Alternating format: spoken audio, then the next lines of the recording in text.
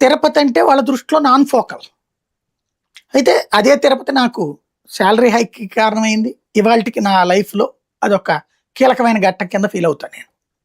తర్వాత అదే రవిప్రకాష్ గారు తిరుపతి లాంటి సెంటర్‌లో పెద్దగా వార్తలు ఉండని సెంటర్‌లో గూడా నువ్వు బాగా చేశావు. అందుకని నువ్వు నాకిక్కడ గావాలని అప్పుడు హైదరాబాద్ పిలిపించింది. అంటే ఈ నాన్ ఫోకల్ అంటే ఎక్కువ మంది పట్టించుకోని విభాగం. ఇది అది. చట్టబద్ధంగా ఎవరు రాసిస్తాడు? హ్మ్. ఇప్పుడు ఒక లా అండ్ ఆర్డర్ అంటే ఫోకల్ పోస్ట్ వీళ్ళ దృష్టిలో. హ్మ్. క్రైమ్ అంటే నాన్ ఫోకల్. హ్మ్. రికార్డ్ బ్యూరో ఉంటది కదా! రికార్డులో ఇది. అది నాన్ ఫోకల్ లెక్క ప్రకారం. హ్మ్. వీళ్ళ లెక్క. కానీ జీతం అందరికి ఒకటే సాలరీ వస్తది కదా! లా అండ్ అవును. ఆర్డర్ ఎస్ఐకి అదే జీతం వస్తది. క్రైమ్ ఎస్ఐకి అదే వస్తది. ట్రాఫిక్ ఎస్ఐకి అదే వస్తది. వీళ్ళకి అదే వస్తది. సాలరీ అనేది. రికార్డ్స్ బ్యూరోలో పనిచేసినా సరే.